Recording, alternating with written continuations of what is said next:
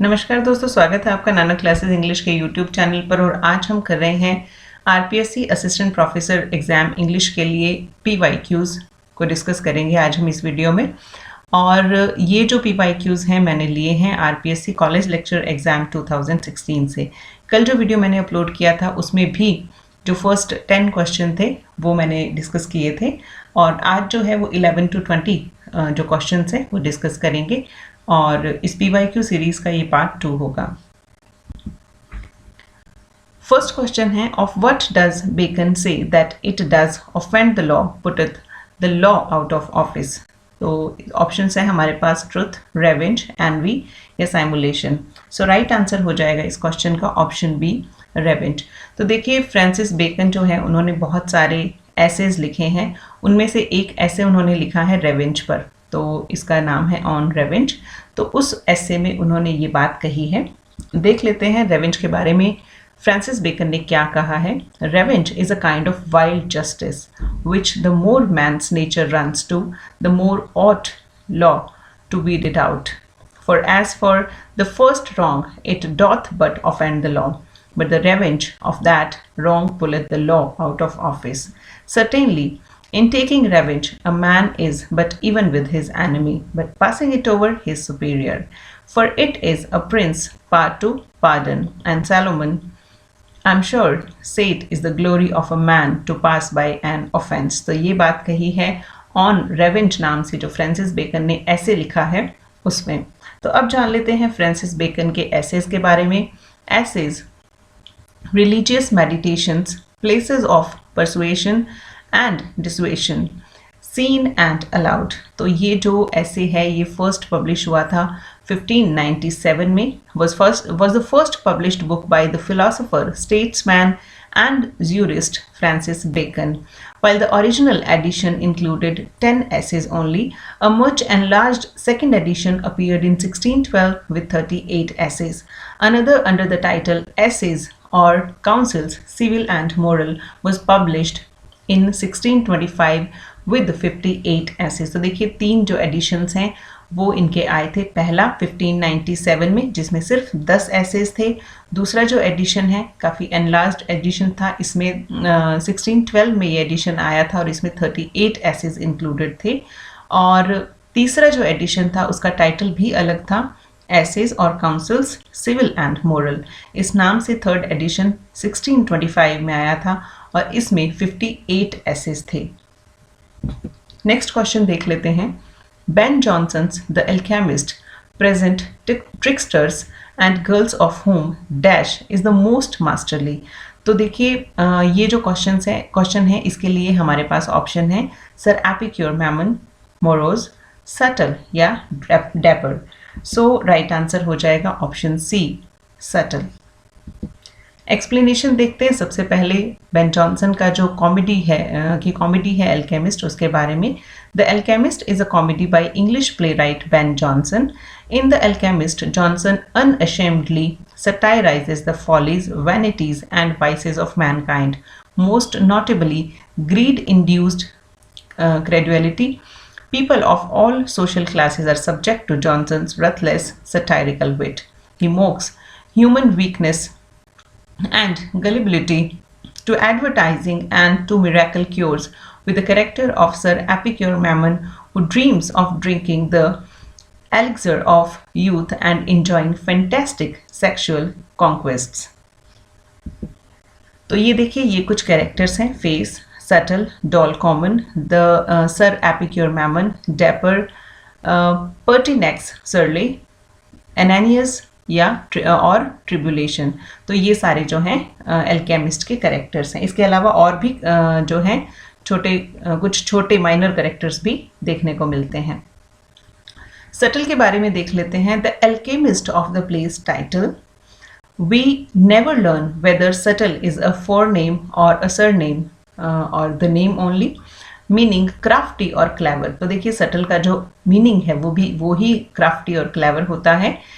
In Elizabethan English, it is an appropriate choice. Subtle is grumpy, constantly at odds with face. He is often played as considerably older and is very learned, being the one with alchemical expertise. He disguises himself as doctor to carry out his con. Next question देख लेते हैं who were called the tribe of Ben. तो देखिए tribe of Ben जो है वो किन्हें कहा गया था. ऑप्शन है हमारे पास poets who followed Ben Jonson, B dramatist who followed Ben Jonson, courtiers who followed Ben Jonson या admirer of Ben Jonson. So right answer हो जाएगा option A poets who followed Ben Jonson. तो detail देख लेते हैं. Son of Ben were the followers of Ben Jonson in English poetry and drama in the first half of 17th century. These men followed Ben Jonson's philosophy and his style of poetry. तो इस बात को ज़रा ध्यान से देखिएगा. These men followed Ben Jonson's philosophy and his style of poetry. The term or the alternative tribe of Ben was a self-description by some of the Cavalier poets who admired and were influenced by Jonson's poetry, including Robert Herrick, Richard Lovelace, John Suckling and Thomas Carreau. Next question देख लेते हैं. The character Bottom appears in the following Shakespearean comedy. तो Bottom नाम का जो character है वो कौन सी शेक्सपियरियन कॉमेडी में देखने को मिलता है. ऑप्शन है हमारे पास As You Like It, Twelfth Night, option C है A Midsummer Night's Dream या A Comedy of Errors. So right answer हो जाएगा option C A Midsummer Night's Dream. A Midsummer Night's Dream is a comedy written by William Shakespeare in 1595 or 1596. The play is set in Athens and consists of several subplots that revolves around the marriage of Theseus and Hippolyta. So बहुत ही famous comedy है. Bottom का जो character है वो देख लेते हैं. Nick Bottom is a character in Shakespeare's A Midsummer Night's Dream who provides a comic relief throughout the play. A weaver by trade, he is famously known for getting his head transformed into that of a donkey by elusive Puck. तो बहुत ही funny सा जो scene है वो create होता है यहाँ पर. नेक्स्ट क्वेश्चन देखते हैं. I am a man more sinned against than sinning is an excerpt from the play.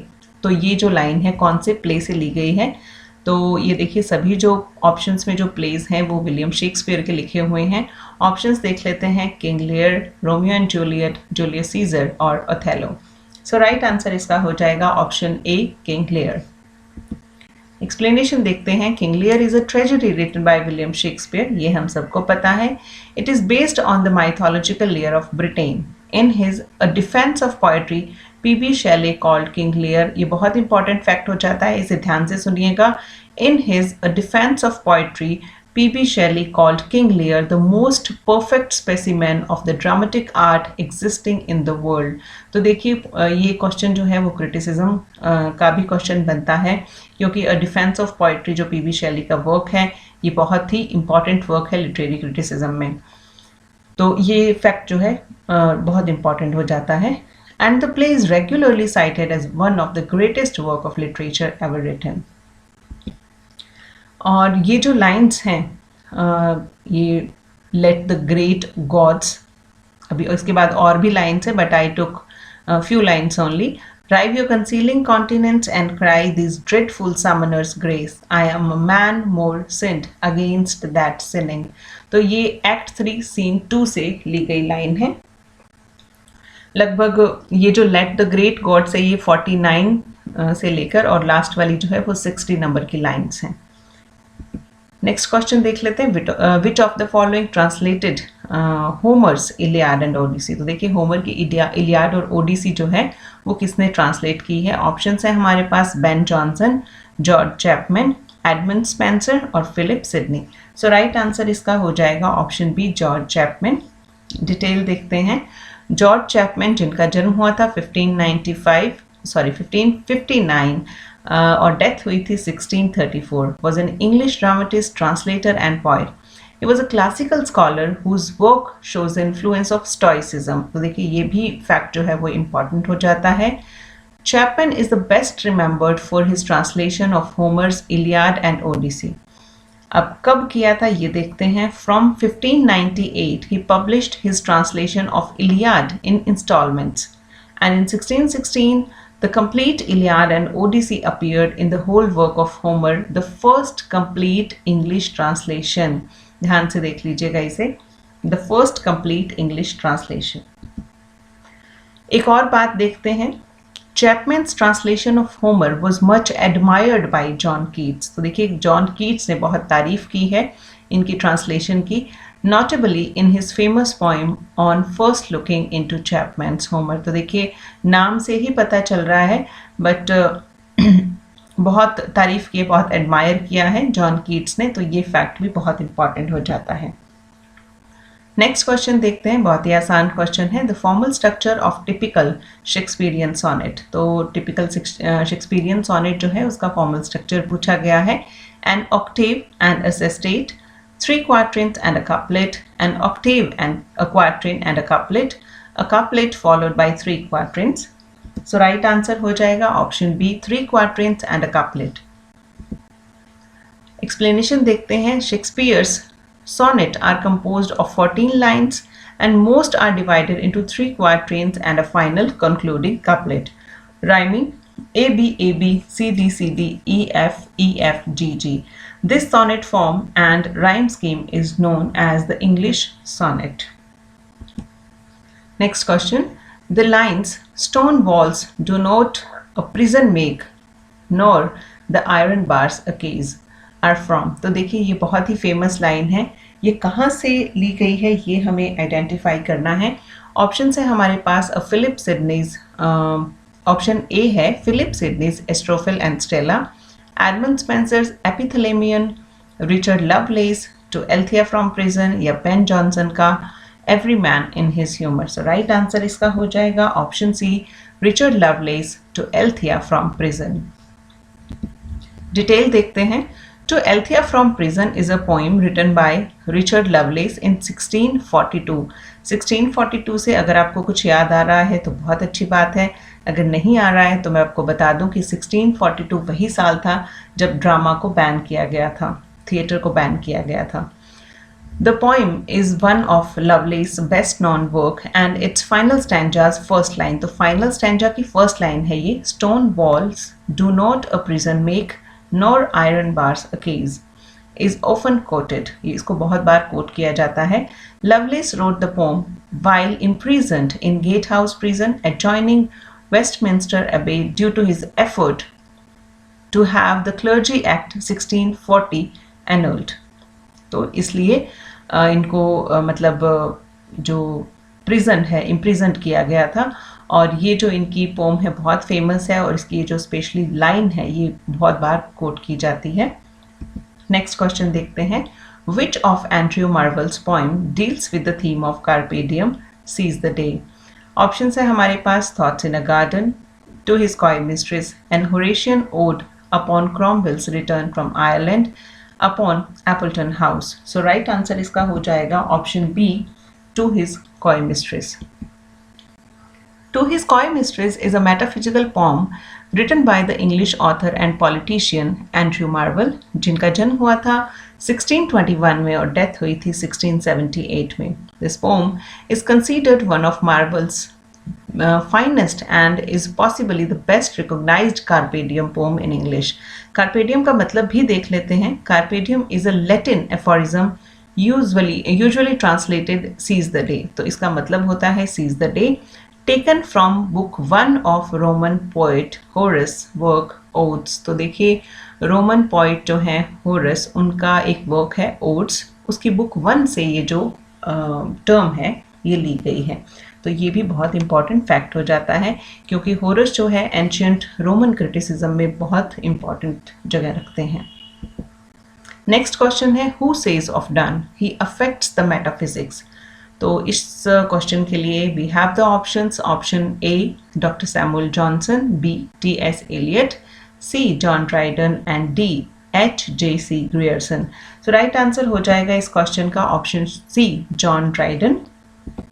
Details देखते हैं। The term metaphysical was first use by doctor Samuel Johnson who borrowed it from John Dryden's phrase about John Donne, he affects the metaphysics. तो देखिए Samuel Johnson ने भी metaphysical points जो है जो term है वो यूज़ की थी और ये इन्होंने टर्म बोरो करी थी जॉन ड्राइडन से जिन्होंने जॉन डन के बारे में ये बोला था कि ही अफेक्ट्स द मेटाफिजिक्स।